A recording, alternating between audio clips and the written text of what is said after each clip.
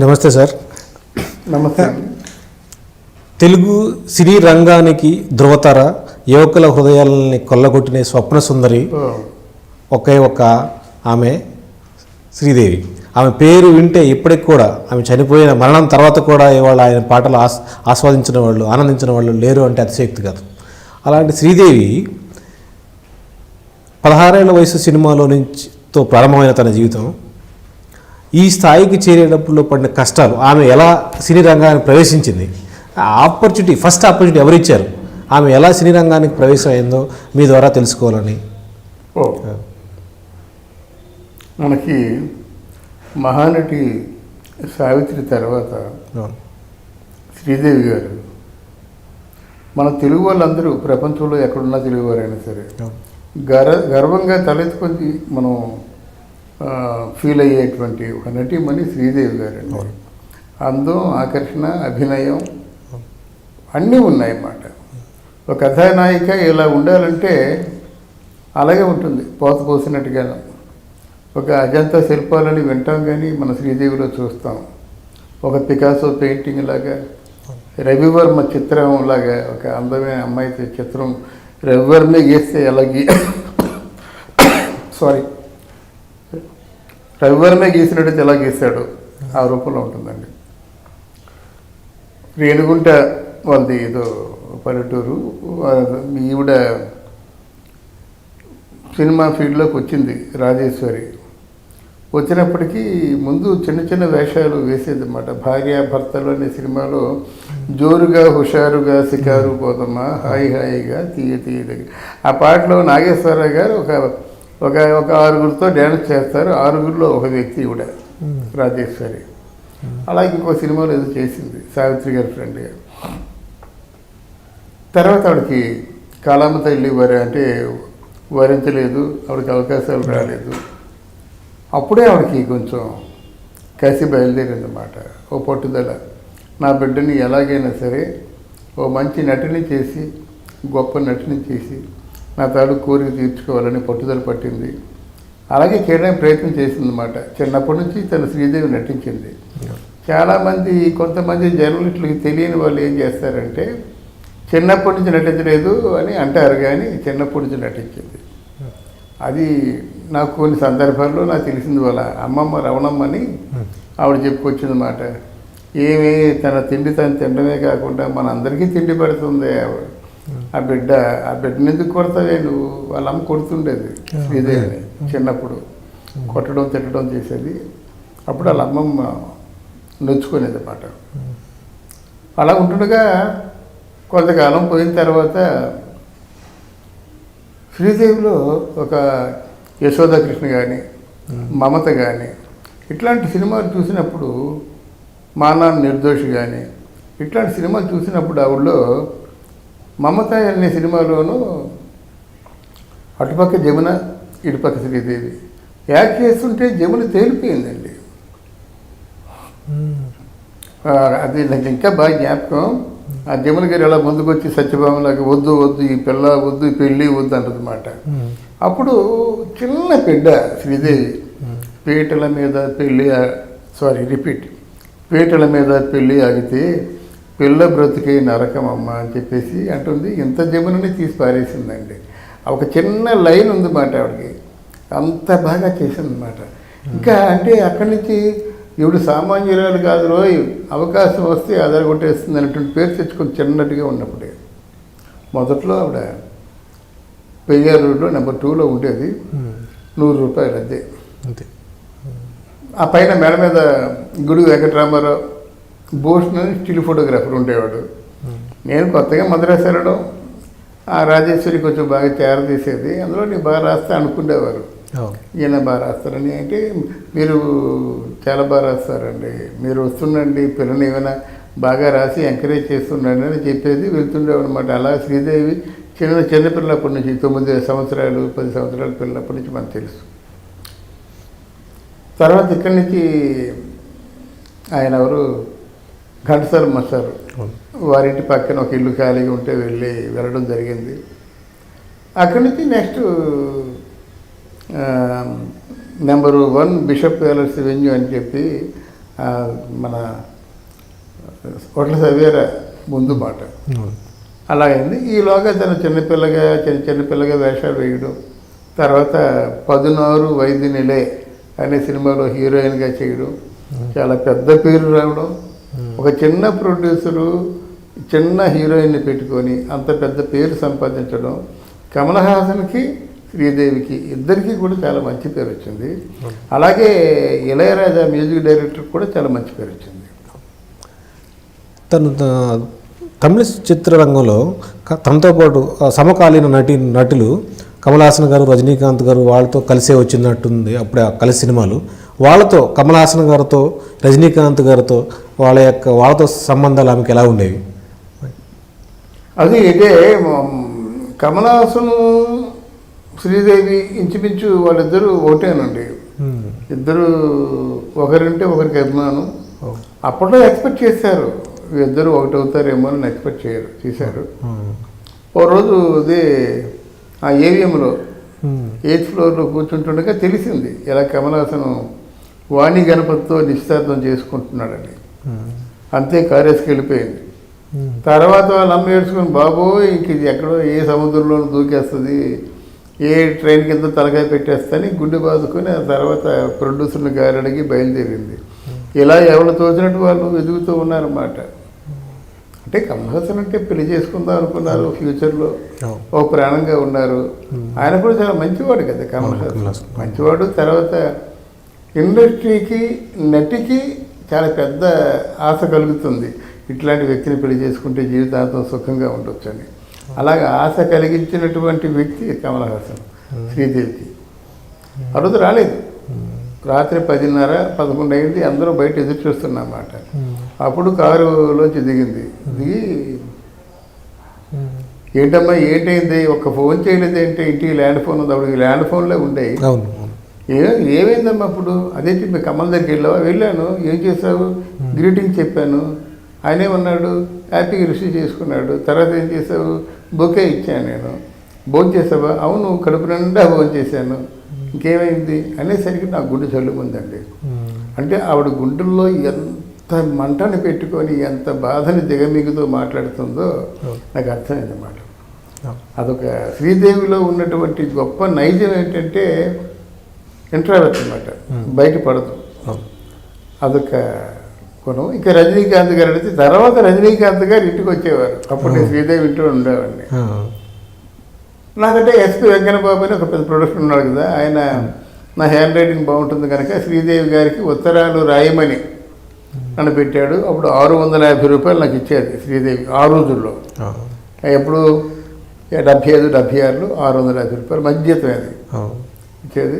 నేను అలాగా శ్రీదేవికి ఒక అక్క ఉంది, అంటే శ్రీదేవి కంటే ముందు పుట్టింది, ఎవరికి తెలియదు, అందులో పిన్ అంటారన్నమాట. సరే ఏదో మొత్తానికి అక్క ఉంది. ఆ అక్క ఇంట్లో ఫ్యామిలీ మెయింటెనెన్స్ అంతా చూసేది. శ్రీదేవి అమ్మ మామూలు కూర్చొని కబుర్లు చెప్పడం తప్ప అక్కడికి ఏం లేదు. శ్రీదేవి అక్క అంతా ఫ్యామిలీ మెయింటైన్ చూసేది అనమాట. రజనీకాంత్ వస్తుండేవాడు, వెళ్తుండేవాడు అనమాట. ఇదేమిటి తలకాయ నొప్పి అని చెప్పి వాళ్ళు గొడవ పడుతుండేవారు అనమాట. కమల్ హాసన్ ముందు ఫ్రెండ్ అయ్యాడు, ఏం చేశాడు మొత్తానికి ఒకేసారి తోక కట్ చేశాడు. మళ్ళీ రజనీకాంత్ వస్తున్నాడు పోతున్నాడు, ఇంటికి వస్తున్నాడు పోతున్నాడు, వీళ్ళని పెళ్లి చేసుకుంటారా అని శ్రీదేవి మదర్కి, వాళ్ళ అమ్మకి, రమణమ్మ గారికి, అందరికీ చిన్న సాయంత్రం పూట ఎవరు లేకపోతే గొడవలు అవుతాయి కదా. అంటే ఎట్టి పరిస్థితుల్లో రజనీకాంత్ కమల్ హాసన్లా చేయడు, తప్పకుండా పెళ్లి చేసుకుంటాడు. చాలా ఇప్పుడు రజనీకాంత్ కాదు, అప్పుడు చాలా ఫాస్ట్గా ఉండేవాడు. బాగా తాగేవాడు, బాగా వాగేవాడు, బాగా జల్సా చేసేవాడు, బాగా చాలా జోష్గా ఉండేవాడు అన్నమాట. అప్పటి రజనీకాంత్ గురించి చెప్తున్నాను. వన్ ఫైన్ డే ఇంట్లో గుప్పు మందు ఒక వార్త, లేదు రజనీకాంత్ శ్రీదేవిని చేసుకోరంట. శ్రీదేవి చెల్లి ఉంది కదా, అయ్యప్ప కూతురు లతను చేసుకుంటాను, మన ఇద్దరం ఇలా సినిమాల్లో చేద్దామని చెప్పాడట. ఇంకా వాడు మొహం చూడకూడదు అని శ్రీదేవి మదరే చెప్పిందన్నమాట. శ్రీదేవి చెప్పిందన్నమాట, ఇక ముందు నేను రజనీ సార్తో నేను సినిమాలు చేయను, ఎందుకని అడగదు మీరు, నేను చేయను అని చెప్పేసి కట్ చేసుకుంది. ఆ తర్వాత ఫ్యామిలీ ఫ్రెండ్ ఈయన రాఘవేంద్రరావు గారు కూడా ఇంటికి వస్తుండేవాడు. అలా నీకెందుకు, నువ్వు ఎవరి విషయంలో కూడా జోక్యం చేసుకోవద్దు, నువ్వు శ్రద్ధగా ఉండు, పైకి తీసుకొస్తానని చెప్పి రాఘవేంద్రరాజు గారు చెప్పారు. రాఘవేంద్రరావు గారు చెప్పినట్టే మంచి క్యారెక్టర్ ఇచ్చారన్నమాట. అప్పుడే విజయశాంతికి బాగా ఫోకస్ చేశారు. ఏవో చిన్న చిన్న అపార్థాలు చోటు చేసుకుంటున్న టైంలో బాగా ఉపయోగపడింది. అయితే రాఘవేంద్రరావు ముందు విజయశాంతి కోసం సినిమాలు చేసేవాడు అనమాట. సెట్టింగ్లు కానీ పాటలు కానీ పాటల పిక్చరైజేషన్ కానీ. ఒక్కసారి రాఘవేంద్రరావు గారి చేతుల్లో పడిన తర్వాత మన శ్రీదేవి తాలూకు మొత్తం మనిషి మారిపోయింది. అంతే, అదిలో సుందరైపోయింది. అంతే. ఆ విషయానికి వస్తే ఆ బడిపంతుల్లో ఎన్టీఆర్ గారి మనవరాలుగా నటించి వేటగాడు సమయానికి వచ్చేసరికి ఆయన పక్కనే హీరోయిన్గా నటించాల్సిన విషయం చూసాం. మరి అలాంటి ఆ సన్నివేశానికి ఆ విధంగా నటించడానికి ఆమె ఒప్పుకుందా? అంత పెద్ద ఆయన దగ్గర నేను ఎలా నటించేది అన్నదా? ఈయన ఒప్పుకున్నాడా? ఏంటి అక్కడ ఏం జరిగి ఉంటుంది అంటారు? ఈవిడికి మొదటి నుంచి కూడా ఒక గొప్ప నటి అవ్వాలని కోరికండి.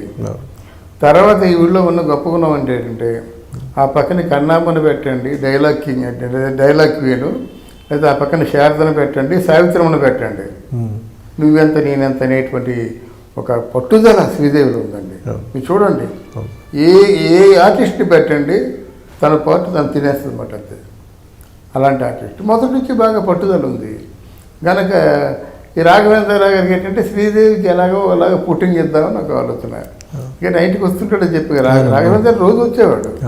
శ్రీదేవి ఇంటికి రోజుకి వచ్చి కబుర్లు చెప్పడం కథలు చెప్పడం అంత చేసేవాడు అనమాట. అన్నగారు ఇలాగ మీ పక్కన ఒక అమ్మాయిని పెడదాం అనుకుంటున్నాం, పెట్టండి. లేదు మరి అమ్మాయికి వయసు చాలా చిన్నదే ఉంటుంది. ఎంత ఉంటుంది? ఒక 18-17 సంవత్సరాల వయసు ఉంటుంది. అంటే ఎంతకంటే తక్కువ వయసు లేదా అన్నట్ట. అంటే లేదండి, ఒక 18 ఏళ్ళు ఉంటాయి, 16 ఏళ్ళ దగ్గర మరీ మంచిది, పెట్టండి. ఎవరు అనుకుంటున్నారు మీరు అంటే ఇలాగా ఎవరేంటి అంటే మన బడిపంతుల సినిమాలో బూచాడమ్మ బూచాడు బూరిపెట్టులో ఉన్నాడు ఆ పాట పాడింది కదా, ఓహో very good very good very good అని చెప్పాట. ఈయన చెప్పడానికి సంకోచిస్తూ ఒక్కొక్క ముక్క చెప్తుంటే ఆయన మొత్తం గ్రహించి బెస్ట్ ఆఫ్ లక్ అన్నట. అంటే వాళ్ళని ఎలా ఫోకస్ చేసుకోవాలో బాగా తెలిసిన వాళ్ళండి వాళ్ళు. అంత నిష్ణాతులు కాకపోతే అంతకాలం ఎలాగండి వాళ్ళు ఎస్టాబ్లిష్ అవుతారు, ఎస్టాబ్లిష్ చేసుకుంటారు. చివరి క్షణం వరకు వారి కెరీర్ని ఎస్టాబ్లిష్ చేసుకోవడానికే ఉపయోగించుకున్నారు వాళ్ళు. అలాగే శ్రీదేవి వేటగాడు, ఆకుచాటు, పిందెచ్చ ఆ పాటలు వచ్చిన తర్వాత ఇంకా మొత్తం జనం పిచ్చెక్కిపోయి ఎన్టీఆర్ అభిమానులందరూ పాత అభిమానులందరూ ఆ ఫోటోలో తీసి బూజు దులుపుకొని మళ్ళీ అభిమానులు అయిపోయారు అనమాట. అక్కినేని నాగేశ్వరరావు గారితో ఈ శ్రీదేవి గారి ప్రేమాభిషేకం కాసుల వర్షం కురిపించింది, ప్రజల హృదయాలను కొల్లగొట్టేసింది. అలాంటి తండ్రితో నటించిన తర్వాత తరానికి నాగార్జున నవ మన్మధుడు, తర్వాత తండ్రితో నటించిన ఆమె కొడుకే నాగార్జునతో కూడా నటించింది. అలా నటించడంలో మీరు ఆమె యొక్క ఎలా అభిప్రాయపడుతూ ఉండేది? నటించాలి, ఇక్కడ చేయాలా వద్దా అనేటువంటి. నాగేశ్వరరావు గారు, దాసరి నారాయణరావు గారు శ్రీదేవికి మంచి లైఫ్ ఇచ్చారండి. మీకు ప్రేమాభిషేకం సినిమా చూస్తే నాగేశ్వరరావు గారికి ఎన్ని మార్కులు వేస్తారో శ్రీదేవి గారికి కూడా అన్ని మార్కులు వేస్తారన్నమాట. దేవదాసిని అందంగా ఒక సినిమా చేసి దానికి ఒక పేరు పెడితే ప్రేమాభిషేకం అని, ఆ సినిమాయే దాసరి గారి సినిమా, అక్కినేని శ్రీదేవి నటించిన సినిమా. చాలా బాగా చేసింది చాలా. దాంతో ఏంటంటే అక్కినేని నాగార్జున అనుకున్న స్థాయిలో పెరగలేకపోతున్నాడు. మంచి అంటే బ్లాక్ బస్టర్ పడాలి, మంచి కాంబినేషన్ పడాలి. అప్పుడు స్వయంగా నాగేశ్వరరావు గారు శ్రీదేవిని రిక్వెస్ట్ చేయడం జరిగింది, అమ్మ అబ్బాయితో చెయ్యి బాగుంటుంది, మీ ఇద్దరు కాంబినేషన్ కూడా చాలా బాగుంటుంది, నాతో చేశావు కదా అని చెప్పి నాగేశ్వరరావు గారు ఒక మాట చూచాయి అనేసరికి అప్పుడు అదేంటండి నేను దాసరి గారితోనే చెప్పింది అన్నమాట. స్వయంగా మీకు ఇంట్రెస్ట్ అంటే నేను చేసేదాన్ని కదా, ఇవన్నీ మళ్ళీ నాగేశ్వరరావు గారు చెప్పడం, నాగార్జున ఇవన్నీ అవసరం లేదు కదా అని చెప్పి చాలా పెద్దలంటే భయభక్తులు ఉన్నాయన్నమాట ఆవిడకి. అందువల్ల ఆ సినిమాలో చేసింది చాలా బాగా క్లోజ్ చేసింది. తన కాస్ట్యూమ్స్ విషయంలో కానీ, పాటల విషయంలో కానీ, డ్యాన్సుల విషయంలో కానీ చాలా జాగ్రత్త తీసుకుందన్నమాట ఆవిడ. ఎన్టీఆర్తో ఎన్నో సినిమాల్లో హిట్ సినిమాలు నటించిన హిట్ జోడి, హిట్ పెయిర్ శ్రీదేవి గారు తనయుడు బాలకృష్ణతో ఒక సినిమా కూడా చేయకపోవడానికి గల కారణం ఏంటి? అక్కడ ఎన్టీ రామారావు గారి పక్కన నటించి చాలా మంచి పేరు తెచ్చుకున్నటువంటి వ్యక్తులు అంటే హీరోయిన్లు, ఇటు శ్రీదేవి మంచి పేరు తెచ్చుకుంది, జయప్రద మంచి పేరు తెచ్చుకుంది. ఈ బాలకృష్ణ గారికి ఏంటంటే ఆయనకి కొంచెం ఏదో ఒక డెలిగసీ, నాన్నగారితో అంత సన్నిహితంగా ఉన్నారు కదా అని కొంచెం సెంటిమెంట్స్ తప్ప వేరే కారణం కాదు. చూడండి, బాలకృష్ణ గారు జయప్రదతో కూడా చేయలేదు, ఏ సినిమాలో చేయలేదు, శ్రీదేవితో కూడా చేయలేదు అన్నమాట. ఆయన ఇక్కడ మనం సినిమా ఫీల్డ్లో majority part of the cinema field sentiments ఉంటాయండి. ఇన్ని గంటలు కొబ్బరికాయ కొడుతుంటే సూపర్ హిట్. ఇంకో సెంటిమెంట్ గురించి ఇందాక నా ఎన్టీ రామారావు విషయంలో చెప్పాల్సింది, ఇప్పుడు సందర్భం కాకపోయినా చాలా ఇంట్రెస్టింగ్గా ఉంటుంది కనుక జ్ఞాపకం వచ్చింది కనుక మళ్ళీ ఇలాంటి విషయాలు నాకు జ్ఞాపకం రావు. సీతారామ కళ్యాణం సినిమా షూటింగు వారం రోజులు ఉందనగా ఎవరు కేవీ రెడ్డి గారు నేను చేయనని చెప్పాడు అనమాట. ఎందుకు చేయనని చెప్పారంటే ఏంటి ఆయనకి మూర్ఖుడు అర్థం లేకుండానా, ఆయన్ని కృష్ణుడిగా అంత మంచి ఇమేజ్ చేస్తే మరి రావణుడు చేస్తా ఉంటాడు పిచ్చోడు, మానేసుకో నువ్వు రాముడు చేయను, నేను చేస్తానంటే లేదు మేము రావణుడే చేస్తాం, కథ రాసుకున్నావు డైలాగ్స్ రాసుకున్నావు అన్నారు అనమాట. సరే నీ కర్మ నేను చేయను, నేను ఇంకెవరైనా పెట్టుకో అంటే ఏం చేస్తారు. అప్పుడు కావాలని ఆయనే నేను డైరెక్షన్ చేస్తానని చెప్పుకొని సీతారామ కళ్యాణం స్టార్ట్ చేశారు. ప్రముఖులు ఎవరూ రాలేదు అంటే ఓపెనింగ్కి. అప్పుడు ఏం చేశారంటే ఒక అంతా స్తబ్దతగా ఉంది. అప్పుడు చిన్నాయన కొబ్బరికాయ కొట్టాడు. సెంటిమెంట్ గురించి కదా చెప్తాను. చిన్నాయన కొబ్బరికాయ కొడితే ఇలా కొట్టాడు, కొబ్బరికాయ నిలువుగా చీలి ఆ కొబ్బరి పెచ్చు తగులుకొని బ్లడ్ కారిపోతుంది. అసలే అనుమానం మీద ఉన్నారు, పెద్దలు ఎవరు రాలేదు. ఎవరు పూజ చేయాలంటే వీళ్ళు అన్నారన్నమాట, ఎవరికో పూజ చేయడం ఏంటి, మా తల్లిదండ్రులకు ఇద్దరికి పూజ చేసేస్తాం ఆలోచించక, వచ్చే వాళ్ళు వస్తారు పోయే వాళ్ళు పోతారు, అమ్మ నాన్నలు మించిన దైవాలు ఎవరున్నారు అని చెప్పేసి కాయ కొట్టి కాళ్ళు నమస్కారం పెట్టాడు. కాయ కొట్టగానే పెంచి ఇక్కడ గుసుకుపోయి రక్తం వచ్చేస్తుంది, బోటా బోటా బోటా బోటా. తర్వాత రెండోగా ఈ రామారావు గారు కొట్టారు కదా, నిర్మాత కొట్టాడు, దర్శకుడు కొట్టాడు కదా, ఆయనే కాయ కొట్టాడు. ఆయనకి అలాగే మామూలుగా కాయ ఇక్కడ పెచ్చు గుచ్చుకుపోయింది, కొబ్బరికాయ నిలువుగా చీలింది. సెంటిమెంట్ ఏముంది, అవన్నీ కాదని చేశారు కదా. కేవీ రెడ్డి గారు గురువుగా ఆయన మాట వెళ్ళలేదు. ఏంటి రక్తం ఏంటి, రక్తపాతం ఏంటి, ఏంటి ఇదంతా అని మూతులు కొనుక్కున్నారు. తల్లిదండ్రులకి పూజ చేసి ఫస్ట్ షాట్ తీశారండి. మరి ఆ సినిమా ఎంత హిట్ అయిందో తెలుసు కదా మీకు, ఎంత హిట్ అయిందో తెలుసు కదా అది మీకు. ఈ రోజు వరకు ఎవరికైనా పెళ్ళి అయినట్టయితే సీతారాముల కళ్యాణం చూద్దాం రారండి అనేది ఒకటి. తర్వాత త్రిపుర గారు ఏ పూజలో కాయ కొట్టినా సరే చిన్న రక్తాన్ని చిందిస్తాడు ఆయన, సెంటిమెంట్ కొడతాడు, సెంటిమెంట్ అయిపోయింది. అలా సెంటిమెంట్ కనుక ఏంటంటే ఇక్కడ మన శ్రీదేవి విషయంలో కూడా శ్రీదేవి అడుగు పెడితే చాలా బాగా ఉండేదండి. అడుగు పెట్టిన చోటల్లా కలకలలాడుతూ ఉంది. శ్రీదేవి తక్కువ పెర్ఫార్మెన్స్ చేయలేదు. అయితే డైరెక్టర్ చెప్తే కానీ డైరెక్టర్ చెప్పిందే ఫాలో అవ్వాలనేటువంటి ఆలోచన కూడా శ్రీదేవికి లేదు. లాజికల్గా ఆలోచిస్తుంది, చాలా తెలివిగా ఆలోచిస్తుంది. శ్రీదేవి గురించి నాకు బాగా తెలుసు. ఏంటంటే బయట పడదు కానీ తన విషయంలో మాత్రం జీనియస్.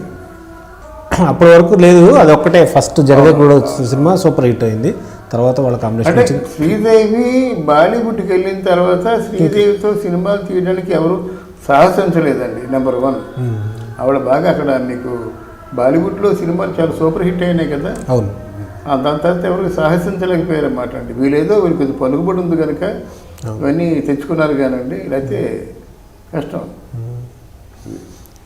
ఎవరు తెచ్చుకున్నారు? రాఘవేంద్ర తెచ్చుకున్నాడు, మన రామన్నడు తెచ్చుకున్నాడు, పిలిసెట్ ఎవరేదో ఒకటి. బాలీవుడ్లో మిథున్ చక్రవర్తి గారితో ఎక్కువ సినిమాలు చేసింది సార్. ఆ బాలీవుడ్లో వాళ్ళ మిథున్ చక్రవర్తి గారితో ఆమెకి ఈ లవ్ అఫేర్ సాగిందని కొన్ని వార్తలు ఉన్నాయి ఈ మీడియాలో. అది ఎంతవరకు నిజం అంటారు? అంతవరకు ఆవిడ చెప్పింది కదండి. ఎందుకంటే ఇక్కడ 2 విషయాల్లో కమల్ హాసన్ రజనీకాంత్తో దెబ్బతిన్న తర్వాత అది ఫైనల్ డెసిషన్ అనమాట అండి. పెళ్లి చేసుకుందాం అనుకుని శ్రీదేవి మిథున్ చక్రవర్తితో ఉంటూ మిథున్ చక్రవర్తి భార్యతో చాలా అవమానాలు ఫేస్ చేసింది, చాలా దెబ్బలు కూడా కొట్టిందండి. ఇక్కడ ఒక అనువుకాని చోటండి శ్రీదేవికి యోగితా బాలి అని. ఆ యోగితా బాలి మంచి ఎలాంటిదంటే యోగితా బాలి టెన్నిస్ ఆడుతుండగా మిథున్ చక్రవర్తి యోగితా బాలికి బంతులు అందించి మచ్చిక చేసుకున్నాడు అన్నమాట. మచ్చి చేసుకొని ఆ తర్వాత అనుకోకుండా యోగితాబాలి మిథున్ చక్రవర్తిని పెళ్లి చేసుకుంది. అథవా నువ్వు నా వెంటబడి ఇన్నాళ్ళు తిరిగి నువ్వు నా తాలూకు ప్రేమను పొందిన తర్వాత మళ్ళీ నువ్వు సిగ్గు లేకుండా ఇంకొక అమ్మాయి నీకు కావాల్సి వచ్చిందని వాడిని ఈ శ్రీదేవిని ఇద్దరిని కూడా వరుస పెట్టి వాయించింది అన్నమాట. అలా దెబ్బతిన్నది అది. ఈ తర్వాత శ్రీదేవి ఎంతో సక్సెస్ఫుల్ హీరోయిన్గా తన జీవితాన్ని సాగించినప్పటికి కూడా వివాహ విషయంలో తప్పటడుగనాలో మరి ఒకసారి ప్రేమలో విఫలమైంది. రెండో పెళ్లి వద్దని తోటి నటులు సావిత్రి లాంటి వాళ్ళు హెచ్చరించిన మళ్ళీ రెండో పెళ్లి వ్యక్తిని పెళ్లి చేసుకోవడంలో దాని వెనకాల ఇన్ఫ్లుయెన్స్ ఉంటుందంటారా, అలా అమ్మ చెప్పిందంటారా, ఆమె నిర్ణయమే అంటారా, ఇది విధి వల్ల జరిగింది? ఆవిడ వరుసగా రూసిపోయిందండి. ఏంటంటే మొదటి ప్రయత్నం కమల్ రూసిపోయింది, రెండవ ప్రయత్నం రజని రూసిపోయింది, మూడవది లైఫ్ అండ్ డెత్కి వచ్చినగా తీసుకొని చేసింది మిథున్ చక్రవర్తి రూసిపోయిందండి. ఇప్పుడు ఆవిడకి ఎవరైనా వచ్చి అందాన్ని ఆశిస్తారు తప్ప సహజీవనం చేస్తామని ఎవరంటారు కదా. అన్నా ఒకవేళ సహజీవనం చేస్తామన్నా ఒక 2 years 3 years ఉంటారు, వెళ్ళిపోతారు.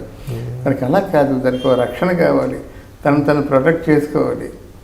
అప్పుడు ముఖ్యంగా వాళ్ళ అమ్మ హెల్త్ డిస్టర్బ్ అయినప్పుడు బోనీ కపూర్ దగ్గరే ఉండి పర్యవేక్షణ చేస్తూ కొండంత అండగా ఉన్నాడన్నమాట. ఆవిడలో ఒక తరహా డిప్రెషన్ బయలుదేరేదండి.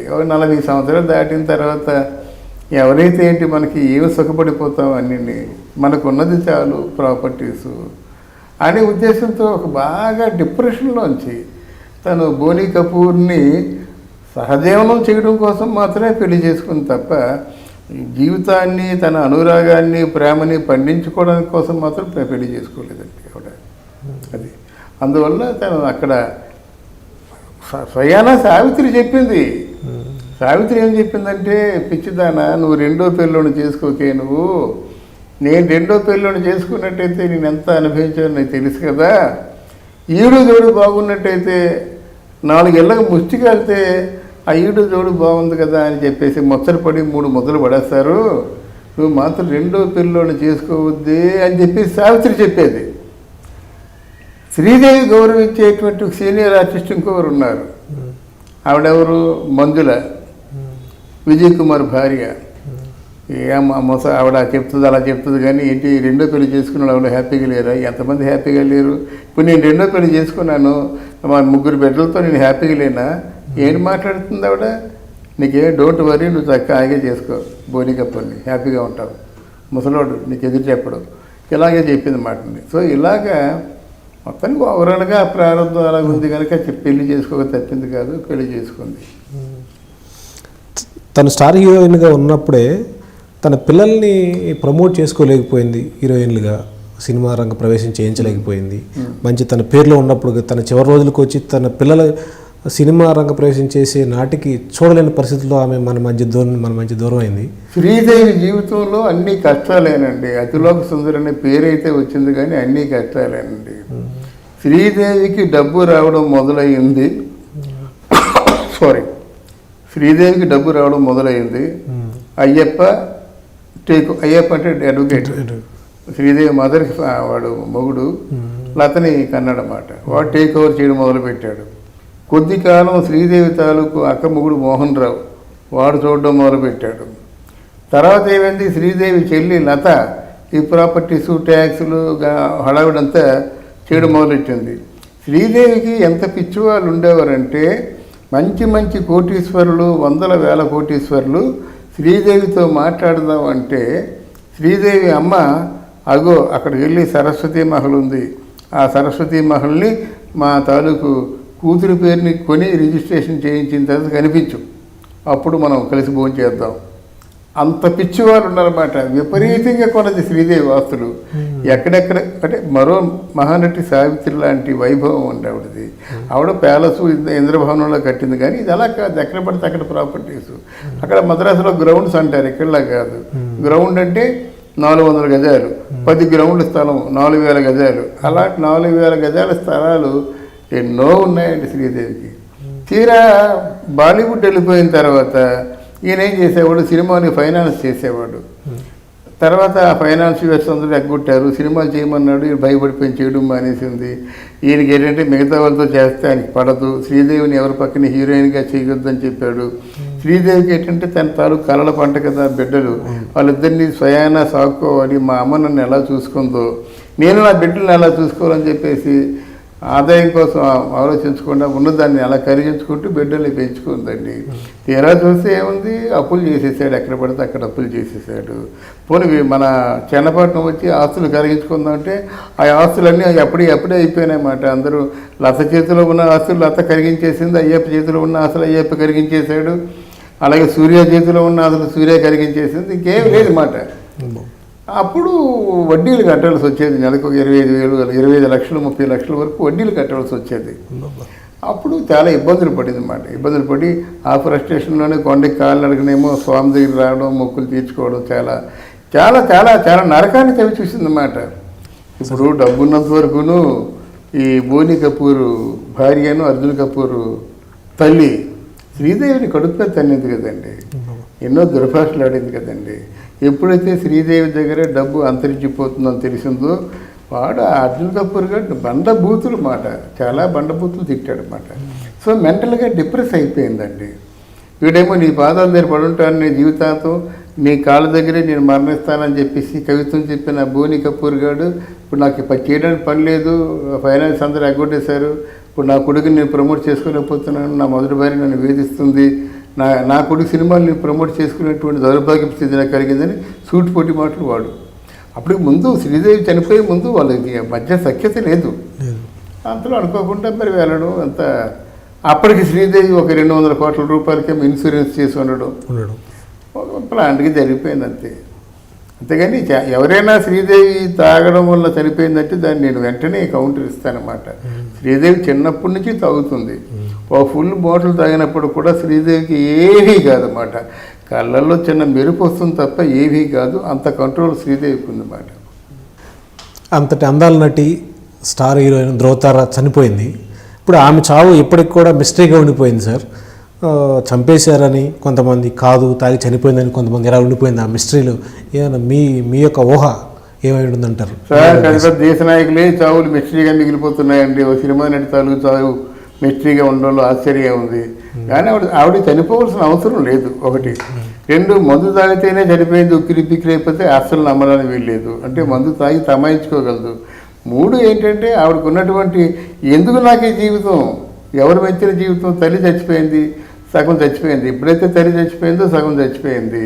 ప్రాణప్రదంగా ప్రేమించిన వారందరూ చీకొట్టారు, మిగతా సగం చచ్చిపోయింది, జీవోత్సవంలో గడుపుతుంది. అంతలో 2 చిన్న ఆశాకిరణాల్లాగేమో కనిపించారు, జాన్వీని ఇంకొక అమ్మాయిని. ఆ 2 అమ్మాయిని పెంచుకుందామంటే భగవంతుడు వాళ్ళ రూపురేఖలు, ఎక్కడ శ్రీదేవి ఎక్కడ జాన్వి, ఇప్పుడు రూపురేఖలు ఇవ్వాలి కదా. అందువల్ల రూపురేఖలు అయినప్పటికి కూడా తన తృష్ణ, కాకి పిల్ల కాకి ముద్దు, ఆ తృష్ణ తీర్చుకుందాం అని చెప్పి సినిమా మొదలుపెట్టింది. ఇలాగే అర్ధాంతరంగా తను వెళ్ళిపోతుంది అనుకోలేదు కదా, అది మిస్టరీగా మిగిలిపోయింది. దేనికంటే ఆవిడ ఇన్సూరెన్స్గా ఒక 200 కోట్లు దాచుకున్న దాని ఫలితంగా ఆవిడ మృత్యువు చవి చూసింది అంతే. ఏమీ లేకపోతే ఆవిడ ఎవరు చంపుతారు, ఎవరు చంపరు కదా. ఆవిడ చనిపోయినట్టు 200 కోట్లు వస్తుంది మా ఇన్సూరెన్స్. ఒక తరం గడిపేయచ్చు అంతే, ఒక తరం జీవితాన్ని చూడవచ్చు. కానీ ఒకటి మాత్రం నిజం అండి, ఆవిడని చూసి ఎంత అందంగా ఉంటుందో అంత వికృతమైనటువంటి జీవనం ఉందండి ఆవిడలోనూ. అంటే అంత జుగుప్సాకరమైన జీవనం అన్నమాట. ఆవిడని అందరూ వేధించుకొని తిన్నవాళ్ళే, అందరూ మోసం చేసి తిన్నవాళ్ళే. అలా ఎంతైతే అపురూపమైన కీర్తి ప్రతిష్టలు సంపాదించుకుందో ఆ కుటుంబ సభ్యులు మాత్రం ఎవరైతే కావచ్చు, ఎవరైనా ఆవిడతో సహజీవనం చేసిన వాళ్ళు కానీ ఆవిడతో కలిసి ఉన్న వాళ్ళు కూడాను ఆవిడకి ఎంత పేరు ప్రతిష్ట కీర్తి అన్నీ ఉన్నాయో ప్రపంచవ్యాప్తంగా, దానికి భిన్నంగా ప్రవర్తించారండి. చివరికి సొంత చెల్లెలు కేసు పెట్టిందండి లత ఆవిడ మీద. మీరు నమ్ముతారా? అరే వాళ్ళ అమ్మకి ఆ బ్రెయిన్ ఆపరేషన్ అంటే రీప్లేస్మెంట్ కరెక్టే లేదని హాస్పిటల్ అంటే డెబరేజ్ కింద డబ్బులు వస్తే ఆ డబ్బుల గురించి కేసు పెట్టిందండి వాళ్ళ చెల్లి. ఏంటి ఇదంతా వాళ్ళు బతుకుతుండగా ఒక పక్క మొగుడు ఆస్తుల కోసం గొడవ, ఒక పక్క చెల్లి ఆస్తి కోసం గొడవ, ఒక పక్క ఏమో నేను నీతో పుట్టాను కదా, నేను కర్ణుడిలాగా అయిపోయాను, నా పుట్టుక ఎవరికి తెలిసింది కాదు అని మహేశ్వరి తల్లి మాట. నా గురించి ఎవరికి చెప్పలేదు, నా బతుకేం కాను అని ఆవిడ ఇలాగా ఇన్ని రకాలుగా వేధించినట్టయితే ఏం బతుకుతుందండి ఆవిడ. అది అతిలోక సుందరికి ఇన్ని కష్టాలు. తెలుగు చిత్రసీమను చూసుకున్నట్లయితే హీరోయిన్గా ఒక చిన్న ఆర్టిస్ట్గా వచ్చి డాన్సర్గా యువకుల హృదయాల్ని ఉరుగు తొలగించినటువంటి సిల్క్ స్మిత, తన హావభావాలతో నటనలతో మైమరిపింపజేసిన మహానటి సావిత్రి, ఇక్కడ స్టార్ హీరోయిన్ శ్రీదేవి. ఇలా ముగ్గురు జీవితాలు చూసుకున్నట్లయితే ఒక్కసారిగా వచ్చిన నేపథ్యం చాలా చిన్నది, ఎంతో గొప్పగా పతాక స్థాయిని చూశారు, వైభవాన్ని చూశారు. వాళ్ళ యొక్క అంతిమ రోజులు, వాళ్ళ యొక్క చావులు అవన్నీ చూసినట్లయితే అవి చాలా బాధాకరంగా అనిపిస్తాయి సార్. దాని గురించి విశ్లేషించమంటే. మంచి ప్రశ్న వేశారండి, నాకు కూడా తృప్తికరంగా ఉందన్నమాట.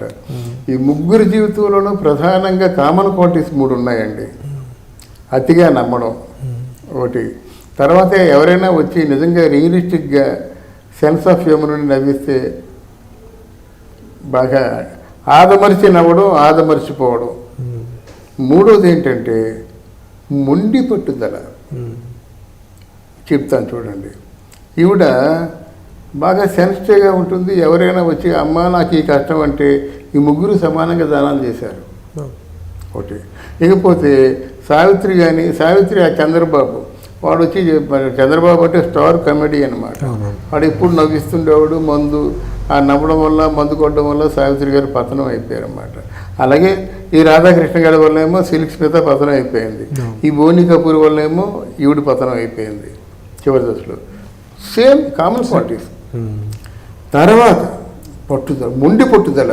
ఇప్పుడు మనిషికి జీవితంలో అండి ఎటువంటి జీవనాన్ని మీరు అనుభవిస్తున్నప్పుడు కూడా పట్టు విడుపులు ఉండాలండి. ఇక్కడ ఇంత నష్టం వస్తుందో తెలిసినట్టు వెంటనే మీ తాలూకు నిర్ణయాలు మార్చుకోవాలి. ఎందుకంటే మీరు వ్యక్తి కాదు, వ్యవస్థ. శ్రీదేవి ఒక వ్యక్తి కాదండి, వ్యవస్థ అండి. శ్రీదేవి ఫైనాన్సింగ్ ఉంది, శ్రీదేవికి ఎన్నో ప్రాపర్టీస్ ఉన్నాయి, శ్రీదేవికి ఎంతో ఆధారపడి బ్రతుకుతున్న వాళ్ళు 100 మంది ఉన్నారనుకోండి. ఆవిడ వ్యక్తిగతంగా ఎలాగ నిర్ణయాలు తీసుకుంటుంది. అలాగే ఒక స్మిత ఉందనుకోండి, ఒక సావిత్రి ఉందనుకోండి, ఆవిడ నేను నా మొగుడు ముఖం చూడను, లేదమ్మా మేము జమినీ గణేష్తో మాట్లాడుతుంటే ఈ తాలూకు ప్రాబ్లం అంతా సాల్వ్ అయిపోద్ది, 100 కోట్లు మిగిలితే వాడితో చూడను, వాడు ముఖం చూడను. లేదమ్మా అక్కడ కొడైకెనాల్లో ఎస్టేట్ అలా ఉండిపోయింది కదా, ఓ సంతకం తీసేసుకో ఆయన దగ్గర నుంచి, మిగతా పని నేను చేస్తాను, నాకు అవసరం లేదండి. ఏంటి మీరు మాట్లాడతారు? ఇది మొండితనం కాదండి ఇది. అసలు ఇది ఇప్పుడు సావిత్రికి జమినీ గణేష్కి ఏం వచ్చిందండి? జమినీ గణేష్కి ఉమనైజింగ్ ఉందని తెలిసింది. ఎస్ నీకు ఇది ఉందా, సరే వాళ్ళు జాగ్రత్త పడాలి అంటే సరిపోతుంది. కానీ వాడిని ఇంకా నువ్వు నా ముఖం చూడొద్దని చెప్పడం, గేట్లోకి వచ్చిన వాడేమో కుక్కర్లు వేస్తా, కుక్కలు ఉసుగొలిపి తరిమేయడం, ఇవన్నీ మొండి పట్టుదలనే కదా. జీవితం ఏమైపోయిందండి? ఇప్పుడు ఒక బాటిల్ తాగి నిద్రపోయాయి అంటే ఒక బాటిల్ కాదు, 2 బాటిల్ 3 బాటిల్ తాగేసి అన్కాన్షియస్ స్టేజ్కి వెళ్ళిపోవడం, ఇవన్నీ అలాగే. సేమ్ సిల్క్ స్మిత ఆ రోజు అంత తాకపోయినట్టు చచ్చిపోయేది కాదు కదా. ఒకవేళ ఆవిడకి అపస్మారక స్థితిలో లేకపోయినట్టయితే ఈ రాధాకృష్ణ కొట్టేస్తుంది. ఈ మాత్రం మగాన్ని కొట్టేసేటువంటి శక్తి ఉంది అది. అలాగే ఇప్పుడు ఈ సావిత్రమ్మ విషయంలో, మన శ్రీదేవి విషయంలో కూడా ఆ పట్టుదల ఎందుకు, నన్ను ఎంత మోసం చేస్తాడా బోని కపూర్ అనే పట్టుదలతోనే కదా అలా ఉండిపోయింది. లేకపోతే ఇదంతా ఇప్పుడు ఇక్కడ నాగార్జునతో మాట్లాడింది, వీళ్ళందరితో మాట్లాడింది, వచ్చేస్తానని చెప్పింది, హైదరాబాద్ వచ్చేస్తున్నట్టుగా మొత్తం అన్ని ప్రీ ప్లాన్ కానీ అరేంజ్ చేసుకుంది. ఇంతలోనే తెగింపు ఎందుకండి? సో మీరు చాలా మంచి ప్రశ్న వేశారు. ముగ్గురు జీవితంలోనూ సేమ్ క్వాలిటీస్, మొండి పట్టుదల. వాళ్ళు పట్టిన పొందేటి 3 కాళ్ళు ఉన్నాయనుకోవడం, తాత్కాలికమైన ఆనందాన్ని ఏమో మనం కోరుకోవడం, తర్వాత ఏంటంటే సున్నితమైన మనస్తత్వం కలిగి ఉండడం అన్నమాట. ఈ ముగ్గురు జీవితాలు ఈ సున్నితమైన మనస్తత్వం కలిగి ఉండడం, ఆ నవ్వును వెతుక్కుంటూ ఆనందానికి వెతుక్కుంటూ వెళ్ళడం. మూడోది ఏంటంటే అనుకున్నది ప్రాణాలు తెగించైనా శాసించడం. మంచి ప్రశ్న సార్. బాగుంది.